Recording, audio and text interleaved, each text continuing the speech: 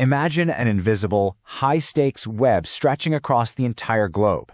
It's this incredibly complex architecture of international treaties, strict border checkpoints, and highly regulated facility designs all working quietly in the background. The goal? To make absolutely sure that the cutting-edge technology we're developing today doesn't get twisted into the catastrophic weapons of tomorrow. Welcome to This Explainer. Today, we're stepping into what honestly feels like a geopolitical thriller, the world of global non-proliferation frameworks. We're going to explore how massive international laws funnel all the way down to the local factory floor to keep us all safe. Okay, let's dive into this. Here's our roadmap for the funnel of security. We'll start incredibly wide with global frameworks, narrow it down to the dual-use paradox, and figure out what safeguardability actually means. Then we'll apply all of that directly to the UAE's industrial context, and finally, look at how trade compliance actually works on the ground. I want to kick things off by framing our entire conversation with this absolutely crucial text from the United Nations Security Council Resolution 1540. It mandates that all member states prohibit support to non-state actors seeking weapons of mass destruction and establish strict domestic controls. Look really closely at that phrasing. This isn't just some polite political ideal or a friendly recommendation. It's a mandatory global legal framework designed to literally prevent nuclear, biological, or chemical terrorism. The stakes couldn't be higher. So let's get into Section 1, Global Frameworks and Extrinsic Measures. Right at the widest top part of our funnel, the international community sets the baseline rules. When you're talking about non-proliferation, you're constantly going to hear the term extrinsic measures. Let's break that jargon down. Extrinsic measures are basically the legal and diplomatic fences that surround a nuclear or high-tech system. We're talking about major treaties like the Non-Proliferation Treaty, the NPT, and the Additional Protocol, formerly known as INFCRC/540. These are the big institutional commitments, the international agreements, and the verification checks that governments officially sign up for. They're extrinsic because they're applied from the outside in by states and international bodies. And the primary watchdog enforcing all of these extrinsic measures? That's the IAEA, the International Atomic Energy Agency. Under the additional protocol we just talked about, the IAEA's authority is massively expanded. They don't just verify that a state's declared nuclear materials are sitting safely where they're supposed to be. They actually have the power to actively verify that a state isn't hiding any undeclared, off-the-books activities. It's a rigorous, globally recognized system of trust, but, as they say, that trust must be constantly verified. Moving on to Section 2, the dual-use paradox. So let's narrow that funnel down from global treaties to actual physical borders. We live in an era of unbelievably rapid technological innovation, right? But here is the paradox we're facing. The exact same advanced technology that cures diseases, builds modern infrastructure, or drives our digital economy, well, it can also be weaponized for chemical, biological, or nuclear threats. Every single day, we are increasingly blurring the line between brilliant civilian innovation and WMD proliferation. And this brilliantly illustrates the challenge. Think about a standard commercial drone. We use them for aerial photography, checking on infrastructure, even search and rescue. But that exact same off-the-shelf drone can be modified for military surveillance, target acquisition, or strike operations. Now consider industrial chemical vats. The sodium sulfide processed inside might be used for manufacturing paper and pulp, or it could be a key precursor for chemical warfare agents. These are seemingly ordinary commercial goods, but they possess deep, strategic military significance. So, how in the world do nations handle a paradox like that? Well, they implement strategic trade controls, or STCs. These are specialized, highly targeted laws designed to manage the cross-border flow of these dual-use goods. The goal here isn't to stop trade. We absolutely need that commerce. It's to balance national security with economic growth. STCs act as the vital filters at the border. They enforce UN arms embargoes. They mandate strict export authorizations and licensing, and essentially they act as a massive net that catches dangerous transactions before these items ever fall into the hands of non-state actors or terrorists. Next up, Section 3, Understanding Safeguardability. Let's move even further down the funnel, going from border checkpoints directly to the factory floor, or the nuclear facility itself. What exactly is safeguardability?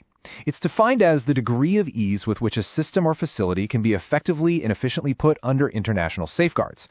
Unlike those extrinsic measures, which, remember, are applied by outside inspectors, safeguardability is an intrinsic, built-in property of the facility itself. It's basically asking, did you design your plant, your equipment, and your processes in a way that makes it incredibly easy for an IAEA inspector to walk right in and verify that absolutely nothing is being diverted? The way you actually achieve this is through a philosophy called safeguards by design. Instead of building some massive, highly complex facility and then scratching your head trying to figure out how to inspect it as an afterthought, engineers integrate verification features right into the earliest conceptual blueprints. By making the facility intrinsically transparent, think clear lines of sight, specific measurement choke points, and tamper-proof layouts, you directly empower those extrinsic verification measures we talked about earlier. It's a real game changer that saves time and massively lowers long-term compliance costs. Let's take a quick breath and connect the dots here. We've got sweeping UN resolutions, we've got complex border trade controls, we've got facility safeguardability. So, how does this massive interlocking web of global frameworks actually apply to a specific local industry, particularly one that is rapidly modernizing and scaling up? That brings us to Section 4, the UAE industrial context.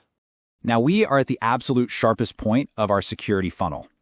To manage all this risk locally, the UAE relies on highly specialized models, like the Technology Proliferation Risk Score, or TPRS. Now, this isn't some generic one-size-fits-all global framework. It's tailored specifically for the UAE's booming high-tech sector. Before a new piece of technology is commercialized or exported, it gets comprehensively scored. The system evaluates the severity of the tech, assesses the systemic vulnerability of the entire supply chain, and much like our safeguardability concept, it evaluates the detectability of any potential diversion. And crucially, it heavily integrates cybersecurity into its risk mitigation. Now, what's really interesting about this slide is the profound shift it represents. On one hand, you have advanced AI neural networks. On the other, massive, secure cloud computing infrastructure. We aren't just talking about physical barrels of chemicals or metal rocket casings anymore, right? The UAE context proves that the front line of modern non-proliferation is increasingly and undeniably digital. And that introduces the critical, evolving threat of intangible technology transfers, or ITTs. An ITT is the cross-border transmission of digital blueprints, software, algorithms, or honestly, even just technical know-how sent via a quick email or shared over a cloud drive. In today's digital economy, a flash drive containing a nuclear design algorithm or an email sharing a cloud access key to biological research is regulated just as strictly as a physical missile component. You have to wrap your head around this. The data itself is the weapon. Let's move into our final part, Section 5, Enforcing Trade Compliance. Okay, so knowing the rules is one thing, but how do facilities and companies practically and proactively defend themselves against bad actors? First, we have to understand what enemy we're dealing with. Illicit procurement networks are incredibly resilient and adaptable. Seriously, they treat export controls like a giant puzzle just waiting to be solved. If you put up a wall, they're going to find a way around it. They use highly deceptive methods, setting up complex webs of front companies, falsifying end-user certificates to pretend they're legitimate buyers, and routing shipments through third-party countries with much looser laws. And, as we just touched on, they are highly motivated to exploit those intangible digital transfers simply because detection is incredibly difficult. So, the crucial point is that governments simply cannot fight this alone. It's impossible. Companies themselves must build what's called an Internal Compliance Program, or ICP. Think of it as a trust-based partnership between industry and government. It absolutely has to start with top-level management commitment. From there, companies must conduct really stringent risk assessments on every single transaction, relentlessly verify who the end user actually is, establish firm, clear protocols for handling red flags, and absolutely lock down their IT systems against those intangible transfers. At the end of the day, industry is the ultimate gatekeeper. And that leaves us with a pretty critical thought to end on today. As we've seen, the funnel of security moves all the way from sweeping global UN resolutions down to the safeguardability of your specific facility, right down to the emails your team sends every single day. In an era where a single algorithm or a tiny bit of technical know-how can literally tip the balance of global power, is your internal compliance program the strongest link in this funnel of security, or is it the most vulnerable breach? The rules are written, but the enforcement, well, that's up to you.